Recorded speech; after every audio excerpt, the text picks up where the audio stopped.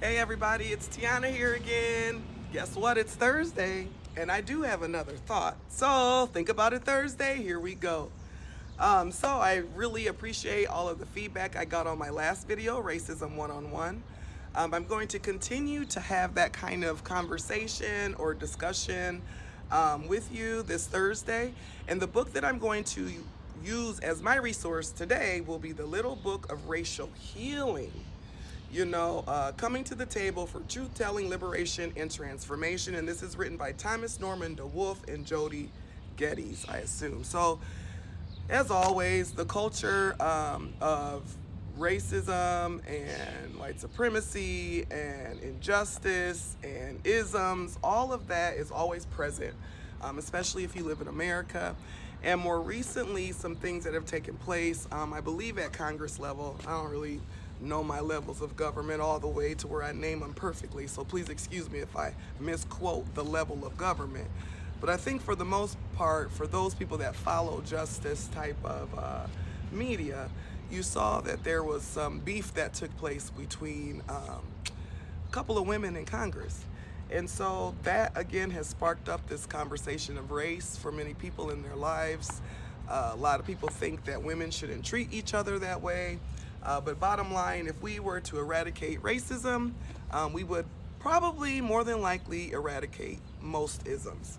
And so today's discussion, and I don't want it to be as long as last week's because I know that was 8 minutes and I'm sure I didn't capture everybody's attention. But today's discussion is going to be, because there are so many people out there that do care about this fight, so many people from different backgrounds that really care about this fight, that really want to change the way that people are treated in America based on race. A lot of those people that want to make those differences are people of color, of course, obviously, because we are the oppressed group. And then we do have allies that are white. And so this book has a section, I believe it's in the last chapter, chapter 5-ish. Actually, it's chapter 8, and the chapter is Taking Action. And the section talks about continuing to educate yourself. And in this section, they asked 200 individuals what could be done to end racism, compiled the results into 2 lists, and came out with 5 action steps. And one of them was for white folks, and one of them was for people of color. And so the action steps for white people read as such: admit you have a race and that racism exists. A lot of times from the conversations I've had with white people, they don't realize they have a color. They don't think they're a color, but they are a color and they benefit from that color, and that's the racism that exists. So admit that. Admit it. It's the truth. Structures are set up that way. People are white, and there's benefits from being that color. Listen to people of color. Honor their experience and outrage. Don't be dismissive. We don't need your solutions. If the solutions that you had were working, we would possibly be solved right now, but we're not. So just listen. Just listen. Don't talk. Ask questions, maybe. Dig deeper to ask questions. But opinions, placing thoughts on our experience sometimes is insulting. So just listen. Educate yourself. And then it says seriously. And you have to look at a lot of different resources and a lot of different perspectives. You can't just go to one source, one area, one mindset that seems to be really in line with yours to truly educate yourself on what has happened in this globe, on this earth, to people of color, Black, indigenous people of color. It is extremely, there's no word that can describe it. How about that? So educate yourself seriously, again, it says.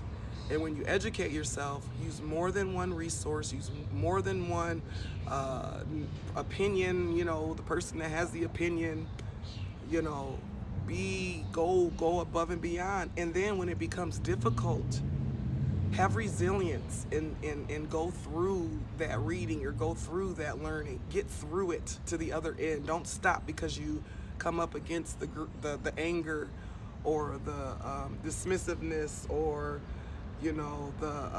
all the feelings that happen in fragility with white people. So when you educate yourselves, do it seriously.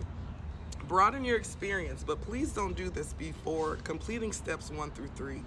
So basically, before you go out and try to put yourself in situations that are diverse, make sure you do steps 1, 2, and 3. Take action and consider racism your problem to solve. Take action and consider racism your problem to solve. I'm going to pull a Umar Johnson on you. Take action and consider racism your problem to solve. Wow. So then for people of color, the 5 things that are listed here for action steps for people of color. Number 1, be yourself. Don't play into white negative stereotypes. Love yourself and one another. So be true to who you are. I have actually a tattoo that says true self. You know, be true to who you are. Don't play into stereotypes, you know, that are about us. Some of them are negative and some of them are true to us, but don't play into them. Don't be like, okay, well, they say we like this, so I'm gonna act like this. No, truly be true to yourself.